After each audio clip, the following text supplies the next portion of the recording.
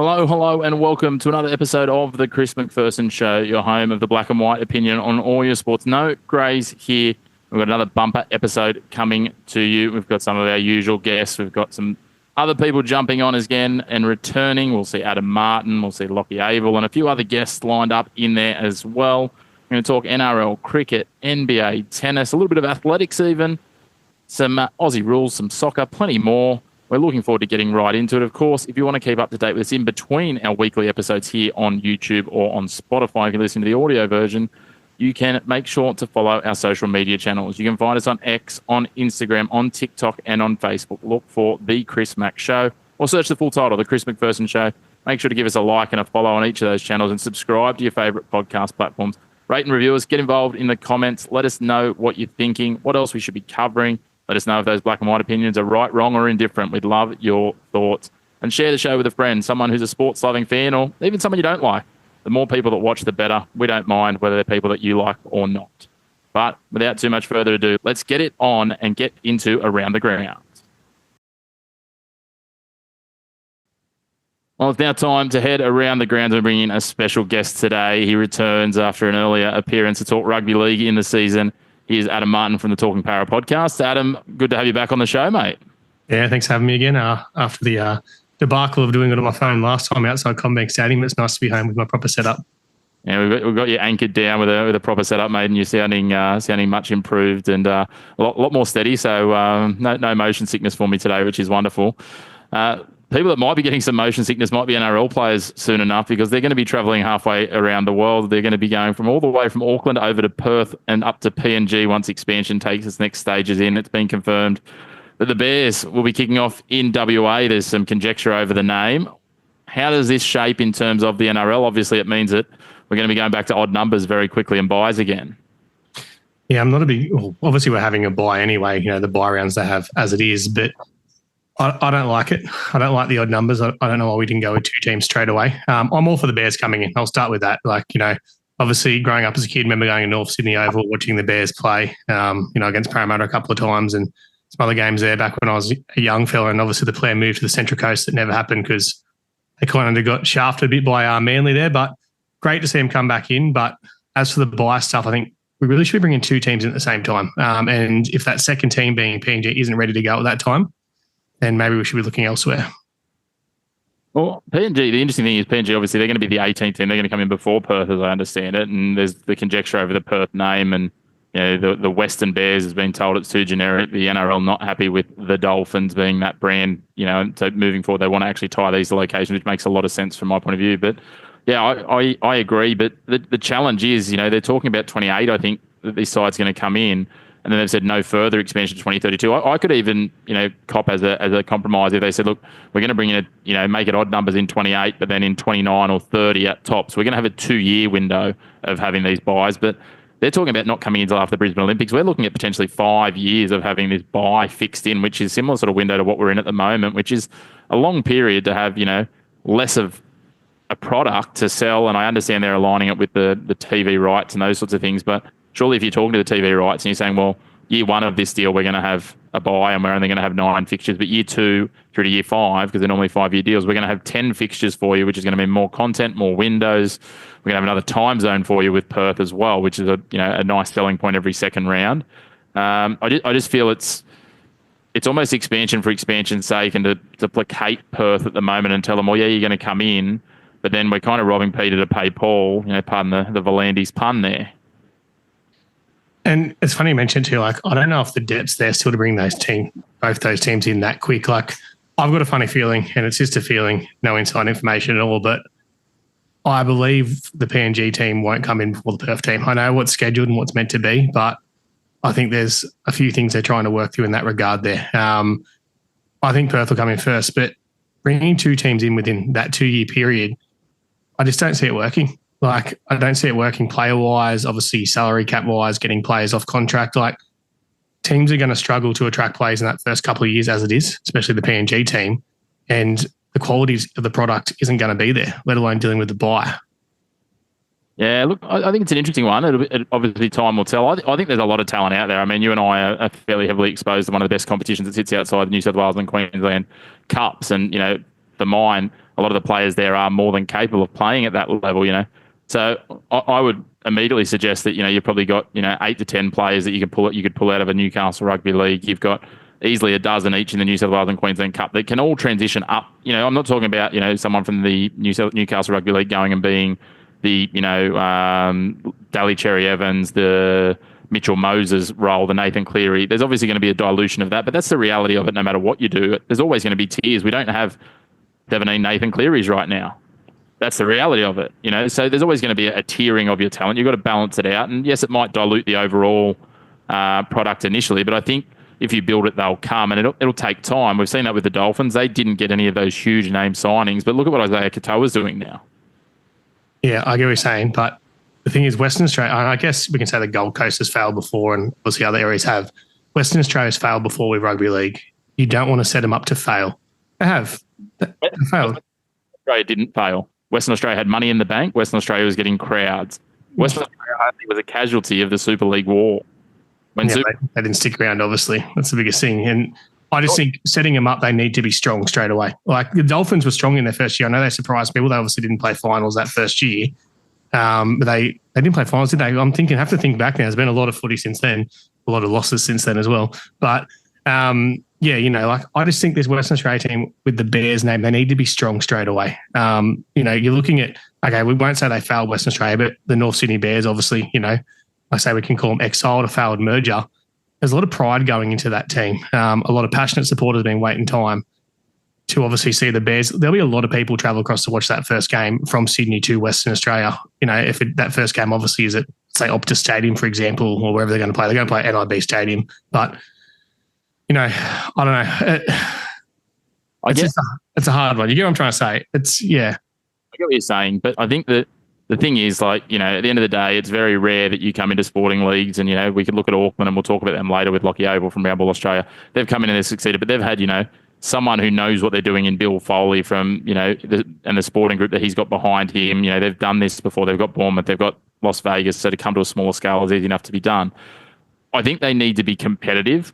I think the thing that they have that, a brand new club wouldn't have is that they're going to have, and both these clubs are going to have passionate, rusted on fan bases, right? Like it's going to be one of those pieces where when we have a look at it, to your point, we've got these people that are North Sydney Bears fans that are going to get behind them.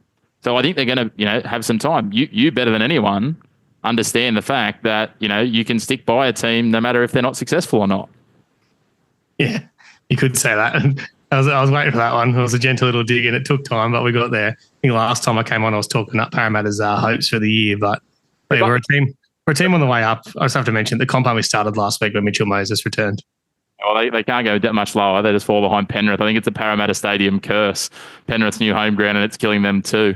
Look, I think it's interesting. I'm all for it. I think they just need to make sure they got their ducks in a row. I think that's the point that we need to underline this with. We don't want to see buys for an extended period of time, and they need to have success at some point. We don't want to see, and I don't want to do a drive-by on another fan base here, but the Gold Coast Titans, we don't want to see another one of those. So we'll wait and see what comes of it. We'll move on, and because there's plenty more NRL to talk about and a few other pieces as well. I'd love your thoughts really quickly while we're doing drive-bys on the NRL. This knee-jerk reaction, while I completely agree that the way the bunker's been intervening and the way the game's being officiated, which, again, isn't actually the officials, we're talking about the people that set the rules and set the mandates for them to carry out, and they're just, like any of us at our work, doing what we're essentially asked of so that we keep our job and get to come back next week. Now we've all of a sudden have a snap decision partway through the season to say, right, what we're going to do moving forward is the bunker's only going to get involved on send-off worthy or serious and significant foul play that is a high-level sin bin. I'm not sure what a high-level sin bin versus a low-level sin bin is, but anyway, we'll leave that for the referees in the NRL to figure out. I think it needed to happen, but I think they've really flipped the script, and now all of a sudden we're going to have that problem of consistency because we're going to see 15 of the 18 tackles that saw people sin bin last week aren't going to see people sin bin this week. Look, we'll start with this, and you obviously know a lot about referees, and I know a lot about arguing with referees, so I feel like we're kind of on the same level here in regards to that. But I just want to say, first of all, I think there's just too much to referee for the poor referees in the NRL at the moment. There's too many rules, and you see these new rules come in. We'll start with the downtown rule, obviously the play the ball. I know the play the ball rule's been there for as long as the game has, but there's too much for them to call, and bringing all these other rules in, of course, they're going to miss some high tackles, and of course, they're going to miss, some that I believe his head's falling into shoulders if you look at the West Tigers game the other day. And yeah, look, it's a knee-jerk reaction, but it's slowing the game down too much and the fans are getting frustrated. And at the end of the day, if the fans are frustrated, they're the people you want to keep happy. That's the product. You've got to put your product out there that makes people want to watch it. And people are getting more frustrated with the bunker intervening than they are if the bunker or the referee misses something. If your referee misses something, that's fine. I call it 50-50, swings and roundabouts, whatever you want to say. Like, we all get frustrated when our team obviously doesn't go away, but you can sit back and, as well as I do, I'll call it as I see it. If I don't agree with something and it goes my way, I'll say it. But a lot of people obviously don't agree with that, but I will. And, it's a bit of a hard one, but I see why they've done it. I see why they've changed it, because there's been some fantastic games of football in the last 2 weeks as well, and it's kind of overshadowed that. All this talk about bunker decisions, head hires, sin bin 18 teams is taking away from, Magic Round this week. And look, Magic Round 2021, we all know what happened up there was when this whole sin bin thing started, because Nick Politis and the Roosters decided to whinge a week before, and there we were. We were stuck in, the sin bin. And it was great fun being up there for that Magic Round, but I didn't want to see it there this weekend. That's for sure. Yeah, I think they've gone the right way about it. I just think the massive about turn is going to be. I find it so hard when they do that with any decision. And look, to your point, I think most of those laws that have been there are there for reasons, and a lot of them have actually been there for a long time. It's just that there was a focus brought onto them at different points, and it is a challenging piece. The irony of it is that the more the game speeds up, the more we're actually going to see incidental contact with the head and all these other fun things. So look, I don't begin to profess that it's an easy job to do to find the right balance of keeping players safe, keeping fans on board. And, we can oversimplify it looking at, certain examples, and like any data set, you can find the data that you want to prove your point. Fans are going to be frustrated with refereeing decisions. That's been part and parcel of the rugby league since 1908. If your team doesn't do enough to take it out of the hands of one or two referee decisions, they probably haven't done enough to win. They might not deserve to lose too, but they're the apples. They're, as you said, the swings and roundabouts, and that's what keeps us talking and passionate about the game. Can I highlight one thing, Gia? I know it's obviously not in your schedule. We'll go for it. We'll talk about it. If they're going to keep bringing in all these different rules and all these different things the referees have to do we need to go back to 2 referees? Because I personally believe there's been more crackdown since we went to 1 referee than was with 2 referees, and it's making it so much harder. It's meaning the bunker has to step in, has to intervene a lot more. There's 2 referees on the field.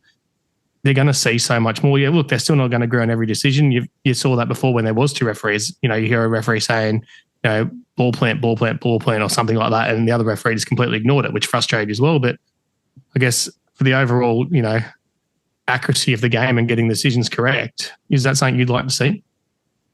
I question the consistency, and I think the data also showed that they didn't get many more refereeing decisions correct by having 2 referees. So I think that's the challenge of it. But again, I'd love to hear what the fans would like to see and what they want to say. We could talk at length about the NRL. You and I could wax lyrically for a couple of hours, but we do need to move on. And we're going to move on to a friend of the show. We had Jason Sangha on the other week, a wonderful Newcastle product. He's now fully converted into a crow-eating South Australian. He's won a title in the One Day Cup down there. He won the Sheffield Shield. After making the final last year with the Thunder, he has now announced that he will play for the Adelaide Strikers in the Big Bash. Another loss to the Sydney Thunder. They don't seem to be able to hang on to some of these guns. We know Jason's been sort of up and down, mate, but a good get for the Adelaide Strikers, I think, to add to their depth. Yeah, huge. And look, you know me, like when it comes to cricket, I'm pretty loyal with a lot of my teams, but I kind of jump between the Thunder and the Sixers. Got dragged along to a few Sixers games, so the Sixers are going well. I kind of jump on them, and I guess, the Western Sydney part of me obviously likes the Thunder to perform, but yeah, good to see Newcastle boy going well, and I think he'll kill it down there in Adelaide for sure. They fell one short of the perfect trifecta of trophies this season after that absolute blitz in the final from the Hurricanes, but maybe he can complete the trophy set now. While we're on cricket, a name I want to talk about, Fergus O'Neill. I think this guy's going to be one we're going to see. He's going to become like a Michael Neser at worst in terms of, that English condition specialist, or maybe a Peter Siddle. He's absolutely killed it over there in the county championship, played a little window, but he is leading it, 21 wickets at 17.9 across 28 days with an economy rate of 2.67, including career best of 5 for 19 the other week, and he's taken a couple of 5-wicket hauls. This guy's got to be right there nipping at the heels. We know that a lot of our pace bowlers in the current test cartel are getting a little bit older and getting ready to transition out. He's got to start being included in some of these squads, surely. Well, that's what you just mentioned. Age is on his side. He's, I think, what is he, 23, 24? Something along those lines. Pretty young. And is that right? You correct? 23, 24? Yeah. He's obviously killing it over there in England. So It's obviously a great way to step into that test environment for Australia. And there's one thing Australia hasn't kind of done is move players on well, kind of let them, whether that be batters, bowlers, whatever, they've kind of let them just retire when they're due to retire. So, look, hopefully we do see that transition start soon while we've got these good young players coming through. Certainly. Someone who has plenty of time to transition but isn't going to need it is India's young record breaker, Vaibhav Suryavanshi. Geez, I need to work on that one. I think I obviously didn't practice that. Look, he made headlines. He was 13 when he played and pummeled our Australian under-19s for a 58-ball century in the under-19s World Cup in October. He's now turned 14. We talked about him last week. He hit his first ball in the IPL for 6. He has now started smashing records. He scored a century last night in the IPL. Again, at 14. At 14, I couldn't find my way out of the dark in my own room, let alone worry about hitting, senior players for bombs. But 100 runs off 35 balls. He went past the previous record of the youngest century maker in the IPL, which was previously someone at 18 years. So he's broken that by nearly 4 years. And it's the second fastest ton in the T20 league in its history. Remember, this history goes back over, I think it's about 14 years now. This is phenomenal, like for anyone to be hitting 35-ball centuries, but to be doing so at 14 against grown men and the best in the world, this is terrifying. There must be something in the chicken, mate. I don't know what's going on. It makes you want to have a good look at yourself, doesn't it? As you said, like you couldn't make your way to your room at 14. I struggled to do that at 33. And when I was 14 years old, I really didn't want to leave my room. I was just, but look, when they signed him, I remember seeing it and everyone thought it was kind of a bit of a publicity stunt. 13-year-old, good for the future. The fact he's actually playing and going so well and 35 balls for a century, like you said, is incredible for anyone, let alone a 14-year-old. I just hope they don't burn him out. The expectation, like obviously being over there as well, how much they love their cricket. I hope they don't put unrealistic expectations on him and burn him out at such a young age, because that is a risk you take, obviously bringing such a young kid into, I guess, star in the biggest competition in the world. It certainly is. I think something I want to mention is have a look at this. I'll read through the bowling lineup that he got this century against. Mohammad Siraj, Ishant Sharma, Washington Sundar, Rashid Khan. Like, these are, 4 of India and Afghanistan, respectively, best bowlers. Rashid Khan, one of the best T20 bowlers in the world. And this young guy has just taken to them. Ishant Sharma got subbed out of the game after going 18 and over for his first 2 overs, Mohammad Siraj, who we know what the danger he presents, went at 12 and over. Washington Sundar went at nearly 19 and over. Like, this is just absolute mayhem. They chased down 212 runs in 15.5 overs. Again, we talked to Jason Sangha the other week about too much expectation too early. We hope that's not the case, but it's pretty hard not to when there's only one guy who scored a faster IPL century than you, and he is, the world boss himself, Mr. Chris Gale. Yeah, it's funny you do mention that, and obviously Chris Gale, we saw what he went on to in his career as well. But like I said, it's young, it's early days. Let's see, what he kind of transitions to. Obviously, it's wonderful he's doing this at this kind of level, in the Premier League. But let's see what the future holds across other forms of the game for him as well before I start to praise his name, I think, too much. Yeah, I think the underlying message, enjoy it while it goes on, and long may it go on. I'd love to see him go and have a 17, 18, 19-year career. That'd be wonderful to see. But at the end of the day, we just enjoy it while it lasts, mate. Let's turn our eyes to another round ball, a bit larger one, the basketball, the NBA playoffs, mate. I know you, like me, keep a fairly wanton eye on this. I'm not too excited about it after my Miami Heat were the first team bounced out in incomprehensive fashion, losing Game 4 by 55 points, which... it's certainly depressing, but in terms of how it's looking at the moment, I think it's the usual suspects that, Cleveland, obviously, they are right there. Boston as well. They're 2 of the teams in terms of the East. I'm not seeing too many upsets or surprises coming out of the East. And over in the West, again, it's those teams that we're expecting, those top couple, although the Lakers are a bit nervy at the moment. So I think those top 2 seeds in each side of the conferences are looking really good at the moment. Yeah, Thunder and obviously Cleveland. When you look at the top seeds are obviously the favourites to win the overall competition. But you mentioned the Lakers. I'm obviously a Lakers fan, and didn't get a lot of luck go away in yesterday's game. Went down by 3 points and would have been a 2-2 series coming back to crypto for the next game. No 2 play, but down 3-1, not looking promising. It's a hard one, but I think Thunder. I think Thunder are going to be the team to beat. Just wipe out the Grizzlies 4-0. I know, obviously, you said Miami have copped that from the Cavaliers as well, but we'll see what that holds. I'm tipping the Thunder to win it. Yeah, I think it's going to be one of those, processions from here, the Thunder and the Cavaliers for a matchup. And, I think the Thunder are going to be very, very impressive in terms of how they go. And they have been impressive so far. The Cavs, again, the Heat ran 10th and limped their way through into the play-in. So we'll see how that all shapes up. But the NBA will have Ben Dunn back on in the next week or two to talk a little bit more about that as it gets to the pointy end of the basketball season. A couple of last ones, a little bit of a bizarre one here. The Madrid Open in the tennis, Adam. I don't think I've ever seen this before. A power outage caused the tournament to be paused and delayed, which, okay, that makes sense. The lights were out. You couldn't go on. No, the power outage happened in the middle of the day. This is the world we live in now where they rely on, there's no lines people at the courts. It's all automated. What do they call Hawkeye there? So, the end of the day, technology, we're ever relying on power and all those things. So, I was quite surprised, and I saw you chuckle there. Like, when you hear about tennis getting delayed in the day, you're not thinking it's because of a power outage. No, you're not.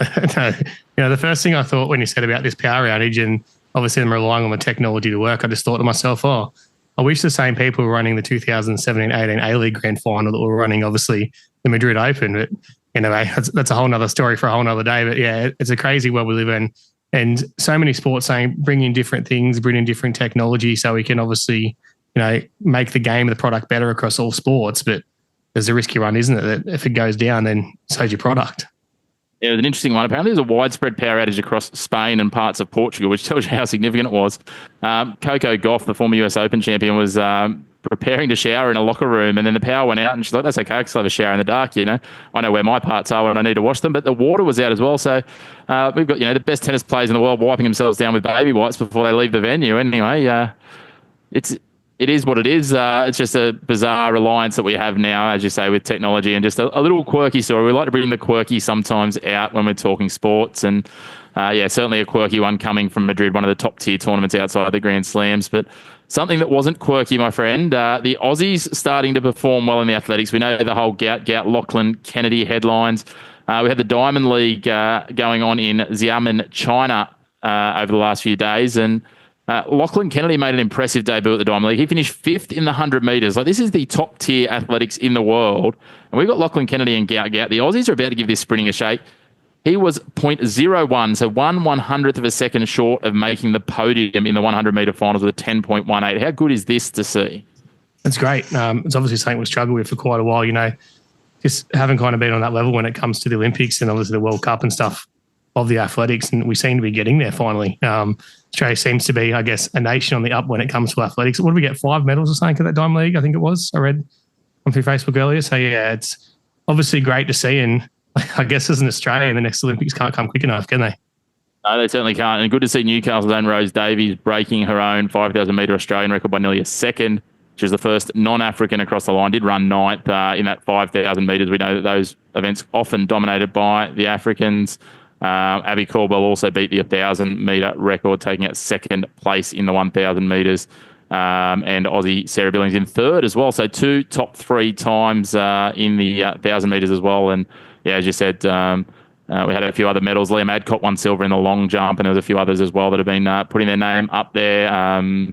Elena Patterson and Nicola Ollis-Lagers as well on the high jump, so second and third there. So great to see the Aussies doing well, and bodes well. We want to see this next generation. We've got a few of them that might not still be around in 7 years, but plenty of these youngsters will be around in 7 years' time. Brisbane are home Olympics. We know what that means. We've talked about Gout at length on it. So, Adam, it's exciting, the future of Aussie athletics. We're building in the right direction.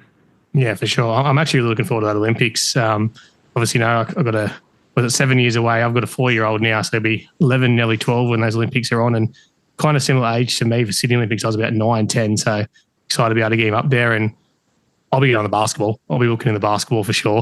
Look forward to that, and some young Aussies coming through the NBA as well will make that a superb outing, hopefully, and some others looking to step away. But yeah, the 2032 Olympics will be great to watch. Yeah, it's the end of a golden period of sport with some of the Rugby World Cups and a few of the other pieces. We've got the the Asian Cup in the women's as well, football, soccer coming here. So lots of great events over the next sort of 7 years or so. Can't wait for a lot of that. And as you said, the generations coming through. But mate, in the meantime, big thank you to you for coming in and pinch hitting on Around the Grounds. I look forward to having you on in the coming weeks. We'll get you and Matt Willoughby on Around the Origin series, talking lots of footy as we heat up the NRL season as well. Yeah, that Origin series is going to be fun to debate. I think we might have to have one to debate the team before we get to that, but we'll certainly get to there.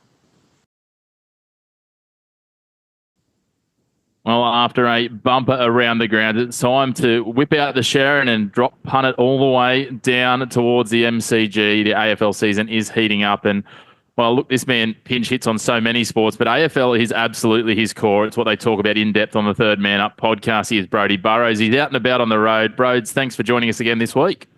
No worries, mate. Thanks for having me.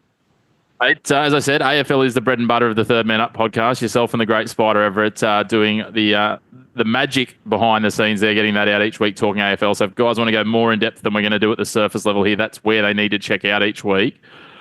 But obviously, we're getting through the AFL season. We're starting to get an understanding of where teams are sitting. We talked about it very early in the season. What have we learnt so far in 2025? What are the storylines that have emerged that are giving us some, I guess, some things to focus on as we turn towards the midpoint of the season? I think much to the chagrin of 17 other sides, it's Collingwood. Absolutely Collingwood. They were going to be too old. They were going to be too slow after the opening round. And then ever since then, they've looked unbelievable. Anzac Day, they come out and Brad Scott talked all week about having a plan for Nick Dacos. And then 3 minutes in, Nick Dacos had the ball on the 50-metre line, no one within 20 metres, and he went bang and kicked the first goal of the match. So not sure what the plan was. Maybe it was to let him run around and do whatever he wants and put a bit of money on him before the game for the Anzac Day medal, which he didn't get. It went to Steel side bottom with 15 clearances. But look, the Pies look, they look unstoppable at the moment, and they haven't really had the full side in either. So you look at them; they've just got so much depth on every single line. If Jamie Elliott's not kicking goals, Dan McStay did before he got injured. You got Josh Dacos across halfback, and I think we're really seeing this year. We saw it last year as well that probably the top 4 or 5 sides in the competition have an elite halfback just to create so much drive off. And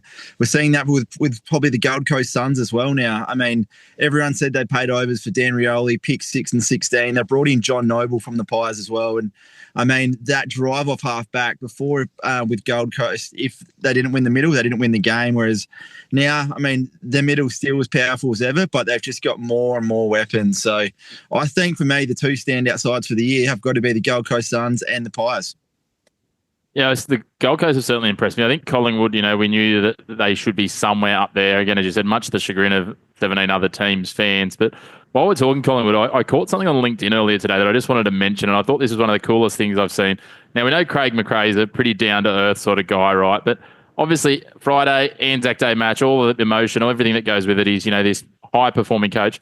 On Sunday, Fly is spotted umpiring an under-10 girls game in his local park league. And I just thought, how good is that? This is a guy who, and again, he's a pretty unassuming sort of guy. So I reckon if you didn't know who he was, you wouldn't have recognised him anyway. You would have assumed he's one of the dads doing this under-10 girls game. But this is a guy that's got so much going on in his world. He's, got a side that's leading the premiership at the moment. They're a top-tier side, and they're continuing to try and get that performance with the target on their back.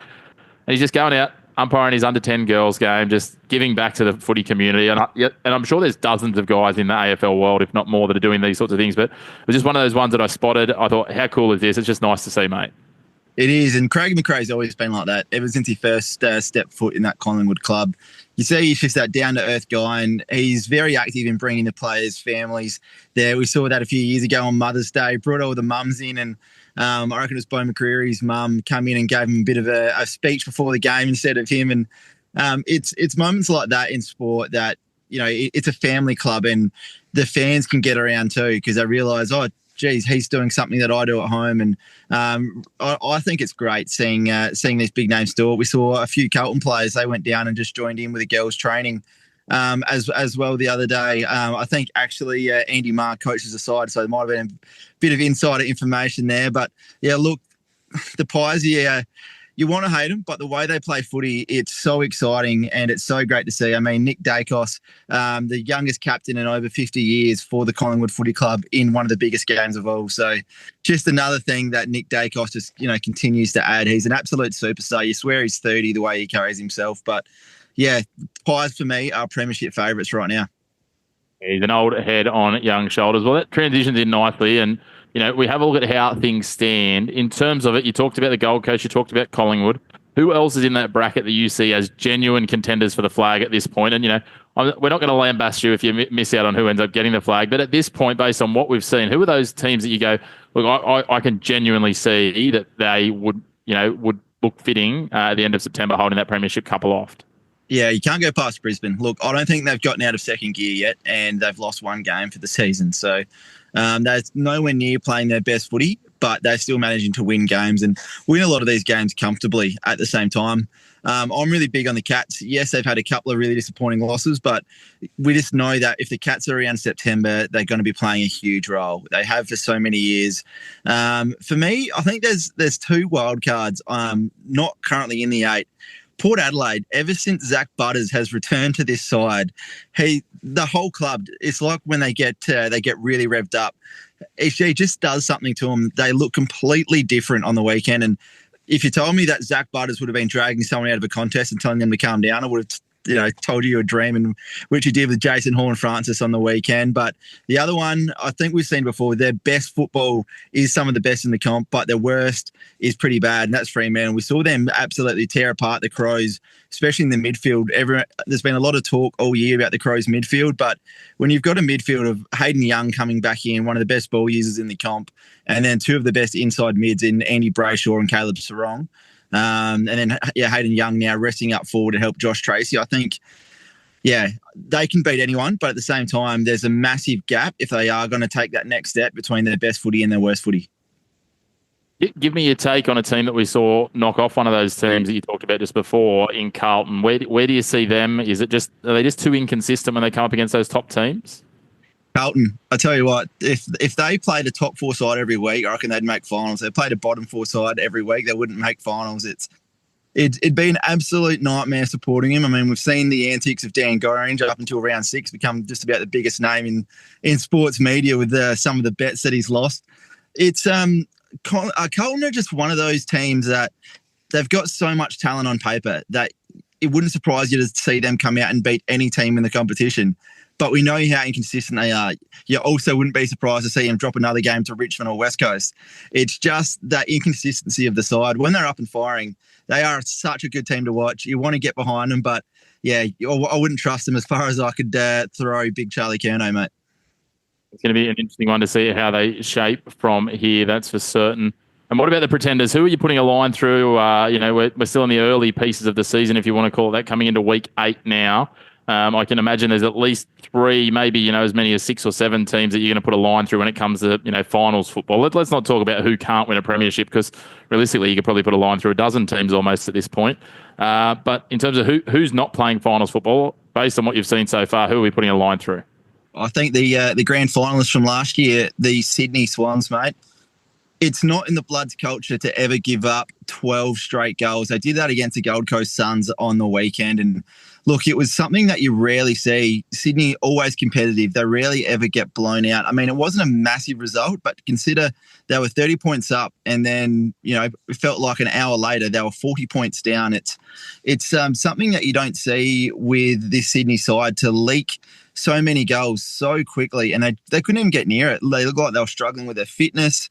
And then on the bench, you've got Leon Cameron, who's the coaching director, looking more like a coach than Dean Cox, who's out there, he's pointing directions at the players. It's just something that you don't see. So I think they just need a little bit more direction as a footy club. Yes, they've got some absolute, superstars out like Errol Goulden, but at the same time, if they drop another 2 over the next 3 or 4 weeks, I can't see him making finals at all. All right, so we're saying Sydney and below, we're putting a line through those 5? Yeah, fully agree. Yeah, well, that's it there. I don't have a lot of faith in a couple of ones above them, but we'll give them the benefit of the doubt because we're not even a third of the way through the season. Just quickly, we'll have a look at round 8 and the couple of key matchups for me. That matchup for Sydney, they play GWS and they are very much little brother at the moment, but the 2 that really catch my eye, Collingwood-Geelong, you talked about those two teams. That's going to be mouth-watering. Saturday night under lights. And then Sunday under lights, Brisbane and Gold Coast, the Q clash. How good is that? Two absolute crackers this round. The Q clash. Who would have thought two teams, top four, finals bound? I mean, it's still a long way away, but the way that they're both set up, you'd be very surprised if they both weren't playing finals at the end of the year. But then on the other hand, if there's ever a game that Sydney need at this time just to turn the fortunes, it's a rivalry like this where ladder doesn't matter, talent on the field doesn't matter. You just go out there, you just bang into each other for 4 straight quarters, and weird things happen in derbies or showdowns or these big rivalry games. I'd love to see the odds on it because I reckon nearly every single time the underdog seems to get up in these games. So for me in this one, you can't go past GWS, but I reckon you'll see a different Swans outfit come out on Saturday. I think it's the old line, and I don't know who this quote comes down to, but if not now, when for Sydney? If they don't step up for this one, as you said, with only pride on the line, and for so long it was GWS coming in as the underdog for a long period of this rivalry. They've taken the dominance in recent years. Obviously, Sydney got a bit of that back last year, but there's a bit of a void opening up between these two teams, and if they don't grab it by the scruff of the neck at the SCG on Sunday afternoon, you start to worry for the old Bloods and Dean Cox and where his coach, how long his coaching future hangs around. As you said, it doesn't look like he's quite coaching, but that's another story. But Broads, as I said, if people want to catch more of the footy talk and get in depth with yourself, who knows this well, and a man who lived and breathed the game for decades and still continues to do so, the great Spider, the Third Man Up podcast, they can find you on all their podcast platforms. Yeah, mate. Spotify, Apple Podcasts, wherever you want to try and find us or hide from us, across all social media too. A big thanks, Brody Burrows from the Third Man Up podcast, talking all AFL. We look forward to having him back on in the next couple of weeks to talk AFL, cricket, UFC, and plenty more. Well, it's now time to head to the round ball, and when we talk round ball, it's naturally fitting that we turn to Round Ball Australia and their chief correspondent, we might call you today, Mr. Consistent, Lockie Avil. I'm not sure what your title at Round Ball is these days. Lord on high. What are we going with? Oh, I'm not sure if we've ever figured that out, actually. Chief podcaster, maybe, something along those lines. CPO, Chief Podcast Officer? Something like that. Let's do that. To be confused with C3PO. No. Not a Star Wars comment. Well, look, there's lots happening in the football world. A lot of the competition's getting to their business ends, Lockie, and undoubtedly, across the multiple podcasts and all the content that you guys are bringing out on Round Ball Australia, covering it all. And as we always say, if people want a more in-depth view than our little snippet here that we do each week, that's the best place to go and get it, and they can get up to date and go into the weeds of each of the relevant podcasts and relevant content. But I think it'd be remiss of us, as much as it pains me a little bit, and I know it'll pain you a little bit, but we kind of need to start this at the top and give credit where credit's due to Liverpool for winning the Premier League, and quite convincingly with games in hand. Yeah, it's been quite impressive what they've done, really. And, obviously Arnie Slot has come in his first year and done tremendously well. Just as he did post-game, it would be incredible not to also pay credit to Jurgen Klopp as well for the foundations that he's laid at the football club for maybe the 7 or 8 years before that, something like that. I know a lot of people have made fun of the kind of irony that the 1 year that City kind of don't perform is the one right after Jurgen leaves, so he doesn't get that, second Premier League title. And crucially, the first one that they did get was kind of in the middle of COVID, right? So they didn't have this big celebration that we've seen over the past couple of days. But yeah, quite an extraordinary team led by Mohamed Salah. He's setting records everywhere he goes at the moment in the Premier League. And the video footage coming through of the celebrations, singing "You'll Never Walk Alone" in the stadium, in the Cop at the end of the game. It's all quite special. So yeah, very cool moment. Certainly is. I think well deserved. And as you say, there's some others that come before them that have laid this foundation, Jurgen Klopp included. And again, because of that last title they won in front of no fans, it was nice to see. Something else that was nice to see is that it doesn't matter how well people are doing, there's always someone who's trying to one-up their opponents here. And I did laugh and have a good chuckle about this Everton fan that went out and bought a heap of blue flares and took the time to manually and by hand meticulously relabel them as red flares. So amongst all the celebrations, here and there was some nice little blue patches going off. It's a nice little bit of shithousery. Yeah, it's the kind of, bitter, petty fan, corruption of the opposition that you love to see, especially in like a derby town like Liverpool. So, it's class, isn't it? You just have imagine all the Liverpool fans' faces as they're trying to rip their flares, and all of a sudden they got blue smoke coming out instead. It's good value. Look, I appreciate something like that. It's a prank where there's effort and thought gone into it, not just, it's not just a sheer, spur of the moment thing. I think, there's obviously a lot of time and detail gone into relabeling that many flares and then reselling them. So, look, hats off to them. It was a bit of a chuckle, and hopefully the Liverpool fans see the humorous side. But enjoy your celebrations, Liverpool, and we'll be on to another league. It's a bit weird, I guess, with the EPL that this year it's everything's been decided so early. Yeah, I mean, the last couple of years, Arsenal have obviously pushed City right to the edge, but both of those teams have fallen off a little bit, and then you see Liverpool coming through with so much strength. So, it is a little bit of a change. Obviously, there's a really interesting race for Europe, though. You've got about 4 or 5 teams that are still in with a genuine chance of kind of securing the 3rd and 4th and 5th position, really, because the England get 5 this year into the Champions League. So that race is still alive. Obviously, the relegation is pretty much tied up as well. But I guess it's one of those years where we just have to look for the European race, and obviously the European finals as well. There's still a number of interesting English storylines going in to the Champions League final with Arsenal this week, and obviously Tottenham as well in the Europa League. So still plenty to look out for, of course.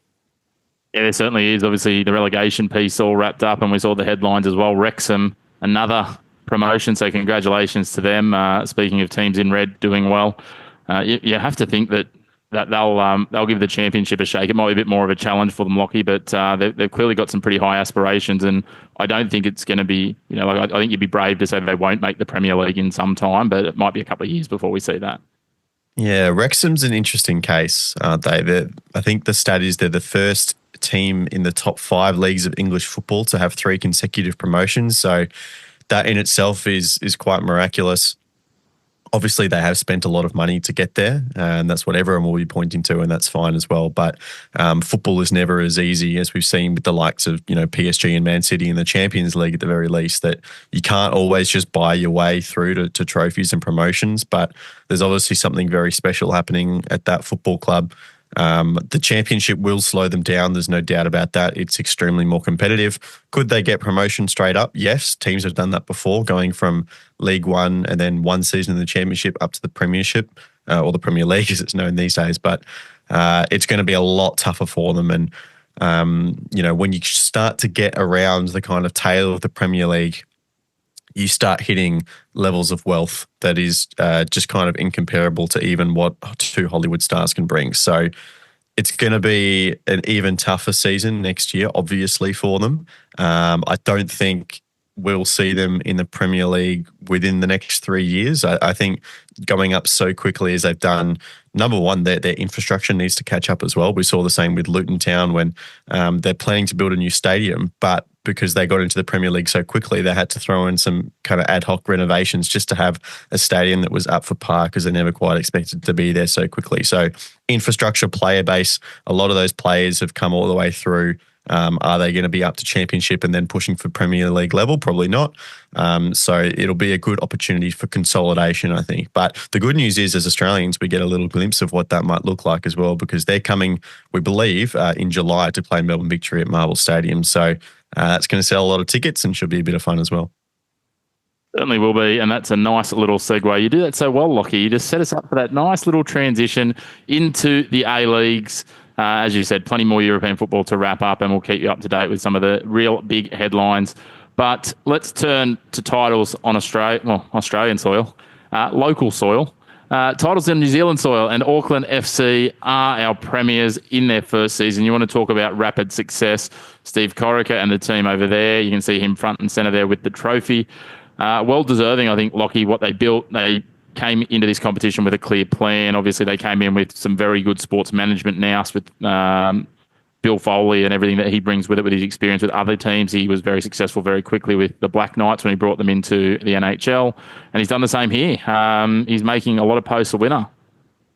Yeah, as Piney put it before the game, the Premier's plate needs a passport for the first time. It's the first time that a New Zealand team has won any trophy in the A-League. Of course, the Wellington Phoenix have come close, and they've been around for a little while, but to come in season one and do what Auckland have done, that's history-setting stuff right there. Obviously, they came in an interesting phase of the A-League where a lot of teams have been trending younger in terms of their recruitment and their average age and their player base. Auckland, purely really haven't had the ability to do that. They don't have an academy. They had to go out and get ready-made players who were, able to just come in and do a job straight away. So I think their youngest player is Marley Francois, who scored the Olympico on the weekend to win the game. He's 22 years old. So they don't have that youth coming through, which will be an interesting story for the next few years. But it meant that they have a squad chock-loaded with experience and quality, and they were just, quite clearly the best team in the competition all the way through the season. They were consistent where other teams weren't. They had one or two little blips where they had to rotate through injury and stuff like that, but they responded very well each time. And Steve Corica, I mean, it's the football manager dream, right? To kind of go in and be able to create a fresh squad from scratch. And he's done extremely well with his recruitment, built off a really strong foundation of Kiwi players, local Kiwi players who've been playing in the semi-professional league and some coming back from overseas as well. And then, added some quality additions with a couple of Australian players. Jake Brimmer's been the most notable of those. And then obviously they've nailed their visa signings as well with the likes of Hiroki Sakai, who's their captain. So a tremendous effort from everyone involved at Auckland. And now they have to go one better and get the championship as well and beat what the Wanderers could do in their first season. Yeah, it's certainly going to be interesting, and I guess as you said, the next piece will be the championship, and then it's going to be about can they become a consistent force and continue to do so as they start to fall into that rhythm of being a regular side rather than just bringing together a side on a clean piece of paper, which obviously Steve Corica and his team have done such a wonderful job of. But we will watch with bated breath what happens from here. Obviously, we do have another week to get through, and we'll talk about that in a moment. We might switch tacks and talk about the women's competition. We had some semi-finals on the weekend, the first week of semi-finals. And actually, Lockie, I missed this trick here. Our producer, JR, loves a long shot. And he wanted to get on Perth. He backed Parramatta earlier in the year against Melbourne. And he's just continuing to... And I know he may pop in here, he may not. But he'll talk to us about the fact that, it was value and it was only 1-0. But what sort of donation are you making to a bookmaker by backing Perth Glory in this game? Look, I actually see some semblance of logic there, right? Because you look at the fixtures, JR, and I'm sure you'll jump all over this, is because, looking at Melbourne City and how they dropped points earlier on, Auckland are actually going into this game already having won the premiership plate. So what does that do to their mentality? Do they go out? No, they're going to be popping some champagne and drinking some beers later in the night, so they maybe not try as hard during the game. Maybe that was your thinking, JR. I wasn't sure they were going to put a full-strength squad on. And good afternoon, gentlemen. My theory was, look, at $9.50, it was, if it got up, it was genuine value, even with the $10 I threw at it. Look, I think it's one of those things, JR, when you get one of these right, you're going to be shouting from the rooftops and telling us, I told you so. But it's coming. It's not coming. It hasn't happened recently, but it's coming. I'd like to keep a scoreboard just to see if it does tick you into profit at the end of the time. But we'll wait to see. In the end, mate, I love the optimism. I love the finding the glass half full, because goodness knows, and especially some of the people that we socialise with in football circles, Lockie, there's plenty of pessimists about. Absolutely. Yeah, no, it's good to always have a couple back in the long horse, especially in the A-League as well, because it does come off on occasion. That's exactly right. I'll leave you guys to it. We're back to Ninja A-League's final series. Yeah, he transitions us perfectly, and look at that, nice and smooth. And Lockie, speaking of people that didn't get things right and people that did, 2 from 2 for you. You backed the home sides in. I thought Canberra might spring the upset, but the Mariners got one late to get through, and it was very late because this game was supposed to finish on Sunday evening, and it ended up finishing on Monday night. Yeah, a little bit of rain and, forced the delay of this game. It's funny when you hear the news is, the game has been delayed. The instant reaction is, come on, you tell me we seriously have to wait for another 24 hours. Just get out there and play the game. And then you look at the photos and you're like, okay, it's a swimming pool right now. They can't play football on that pitch. So, look, they did the right thing. Unfortunate for the fans. I'm sure it would have cut a lot of people out of attending for the game. But it was extremely entertaining. Obviously, Canberra got the opener. So the Mariners were forced to come from behind and did so successfully. And then you have Adelaide United as well, who did kick off at the properly scheduled time. Probably, weren't have expected to go only 1-0 up over Western. So 2 quality games of finals football to kick us off. And now we get into the 2-legged semis. Yeah, we certainly do. And unlike last year, it is the top sides from that first week that have gone through. Remember, last year it was the two bottom sides, if memory serves correctly, and Newcastle got through. But it's an interesting one, and we talked about this last week. It's it's going to be interesting how this shapes. But I guess for now, it's congratulations to the Central Coast and Adelaide. Adelaide, not a renowned finals team in the women's competition. The Central Coast only a couple of years back in, so it's nice to see some different storylines getting through to this Final Four as it was last year. I think there's plenty of positives to take from the season to this point for a number of teams. Yeah, for sure. I mean, Adelaide is the big turnaround, obviously, from last season. They've maybe bottom 2, bottom 3 at the end of the regular season last campaign, and they've turned it around and managed to finish third here, and then successfully won. Is it their first finals game ever, I think, as the women's side? So that's an incredible achievement. And, obviously they won't be thinking about that too much now. That's a scenario where in a month or so's time, they can look back and reflect on what was a really positive season. But you don't really have much time to do that right now.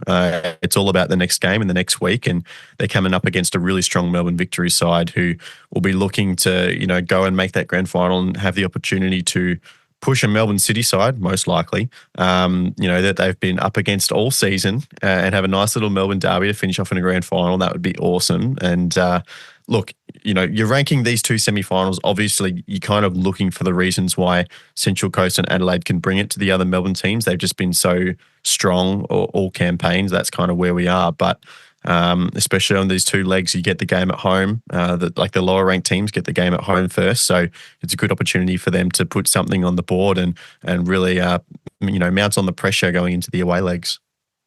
It certainly is. We might pick apart the legs a little bit more in a moment while we're still rolling on, I guess, the what has happened in the last week. Something that has happened has been the coaching merry-go-round has sparked to life.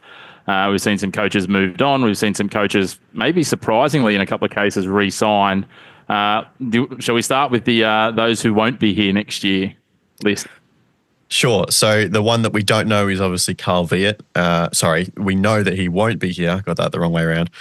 Carl Viet is gone from Adelaide United. There were rumours of this going around for a couple of weeks. It's been announced by the club, and he had some interesting words to say after the match on the weekend in the post-match press conference, which kind of alluded to a lot of stuff that's been going on behind the scenes at the football club as to be the reason why their form has swung so dramatically since January. Of course, they were top of the league. They were in second place for a long time. They were pushing Auckland all the way to the title. This is in the men's competition, of course. And, they fell away hard, right? And he was given a lot of kind of cliche footballing answers. And I think we understand now that maybe there was some more stuff going on behind the scenes that he can't talk about. He didn't say any specifics, but he was clearly... how do I put this? It definitely felt like he believed the blame shouldn't be on him, and there was a lot of stuff going on in the back room that was the reason for their downfall, but he won't get a chance to correct any of that because there will be a new coach there next season. Yeah, there's a couple of vacant seats at the moment, which will be interesting to see, and we thought maybe there might have been some others, but I think Carl's done enough to at least muddy the waters, so there might be people questioning whether he's the one that should be left holding the baby completely or whether that blame is shared around a little bit. We saw Rob Stanton kind of did a bit similarly, except he did it over a matter of about 10 or 12 weeks where he kept alluding to some of the things that were beyond his control and some of the things that were not just beyond his control, but were maybe forced upon him. And we understand that, might tie to some of the players that he was expected to play because of money that they spent on them, etc. But both those guys will be looking for new roles either in the A-League or elsewhere. And look, both capable coaches, but it'll be interesting to see where they land. But it means 2 vacant seats.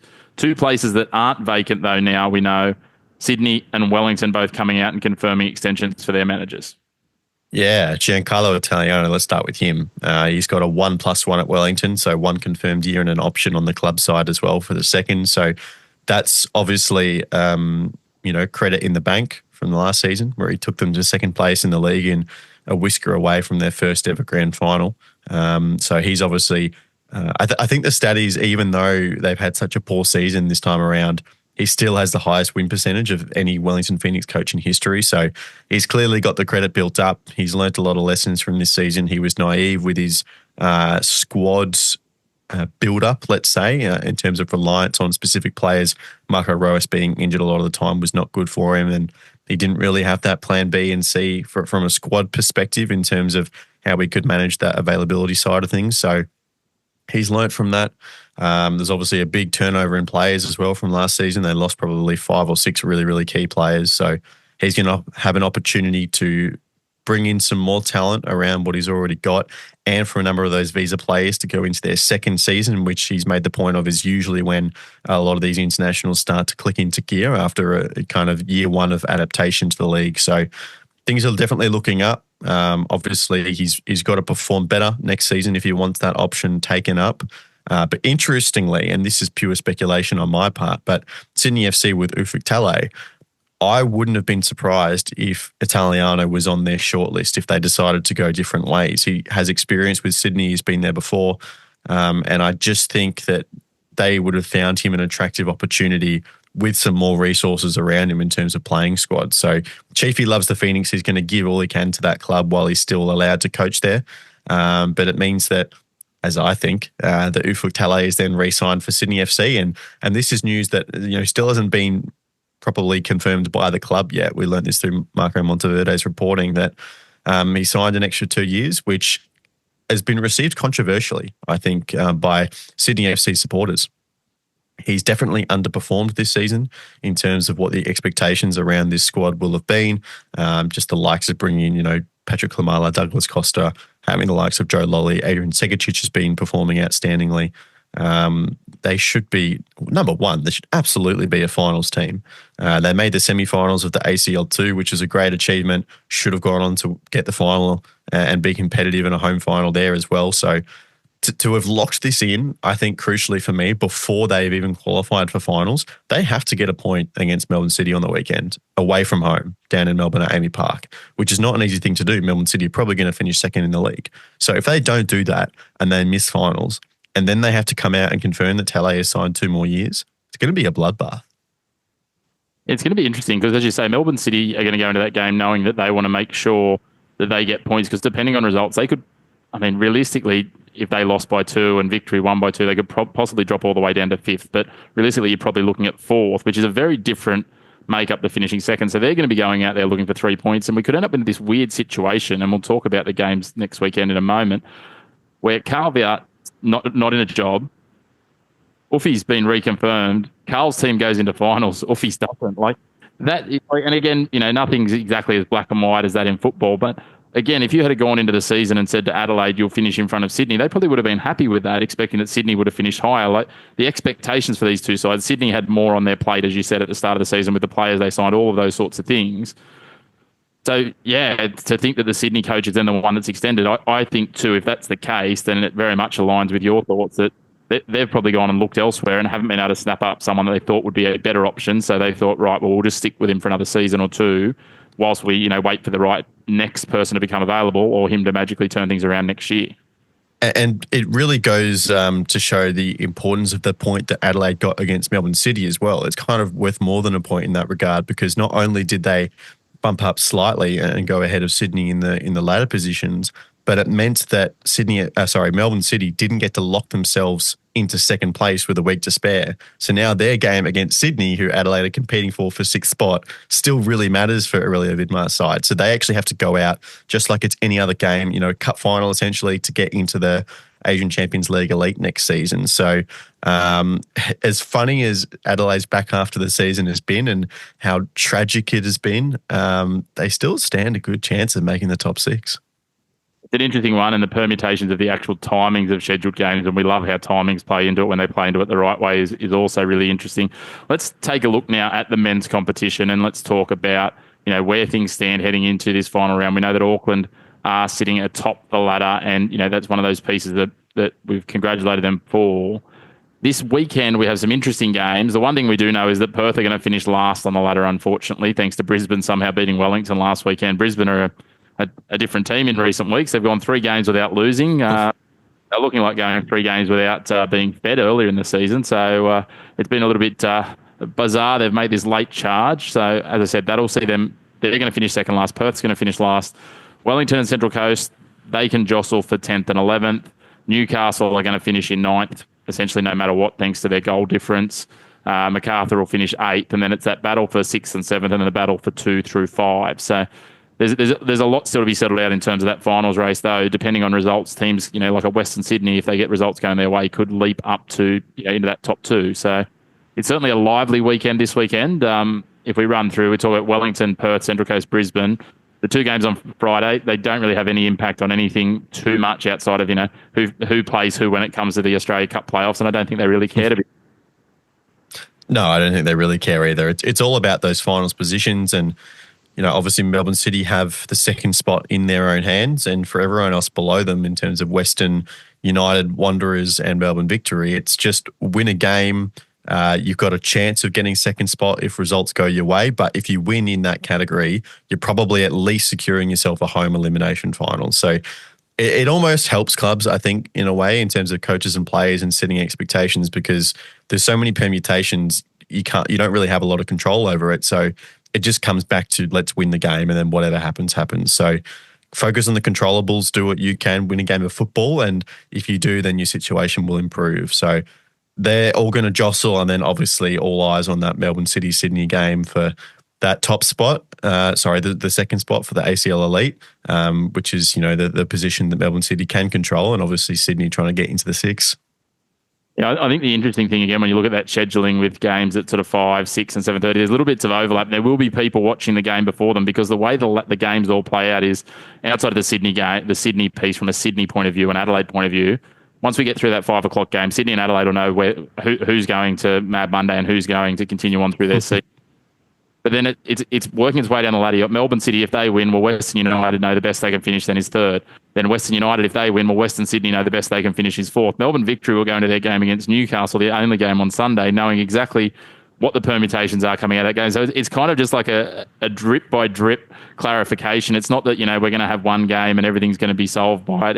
Each time slot, and they slightly overlap as well. So, Western United are going to kick off not quite knowing, because they're an hour behind the Melbourne City game, not quite knowing. So they're going to have to come out of the blocks. But if, I'm wondering, you see it in the Premier League when you've got the same time slots, there's going to be a bit of that for the hour or 40 minutes, which is going to be a bit of fun. There'll be a bit of, all of a sudden if Sydney get in front in that game, and then Western United are going to have to turn up the tempo. If Auckland manage to score one and then Sydney win that game, Western United know they've got to go guns blazing because second spot's on the line.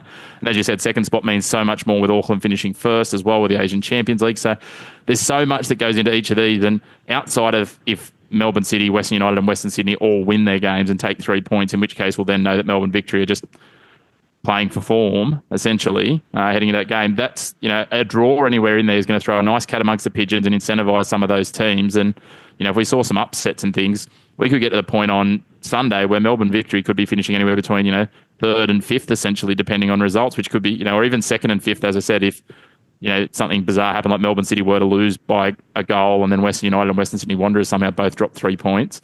Melbourne could then beat the Jets by 3 or 4 and all of a sudden leap from fifth to second. So every game has a little bit of meaning, barring maybe those first two. So Friday night, put your feet up, just enjoy the football for what it is. But that can sometimes remove the shackles when there's not much on the line too. I mean, even from a Melbourne Victory perspective, you're looking at that table and you're saying, well, Melbourne City have to play a desperate Sydney FC. So that's not out of the question. Western United have to play Auckland, who are the best team in the league. That's not out of the question. And then the Wanderers have to go play Macarthur, who have actually really turned it around since about February or so. So I know it's long odds, but literally any one of those four could get up there, right? And yes, let's take this opportunity to say how good would it be if all these games were played at the same time, and you've got second to seventh that all could change positions this weekend. Imagine having the live ladder up as goals fly in at different grounds and managers are trying to receive information and have to shift up their strategies. That would be really fun. Why don't we have that, Chris? Imagine it not only with that, but throw in VAR to the mix. So not only is the manager not sure whether he wants to go all guns blazing and risk conceding one to score one, but he's also getting there going, hang on, I'm waiting for the update. Are they going to VAR? What's the VAR saying there? It would be absolute pandemonium. It would be great. I mean, I'm going to settle for what we've got. At least there's a bit of overlap, a bit of intrigue, a bit of, it's fallen well in terms of the scheduling. And we talked about that at the start of the year. They were hoping by using all those derbies early in the year that they would get to this point and these games would have meaning. And realistically, 4 of 6 games having significant meaning and impact on where the finals places run out is a dream result for the APL.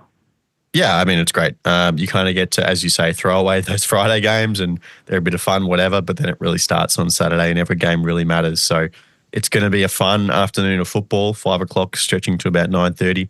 Get on the couch, a few cup of teas and settle in. It's going to be fun.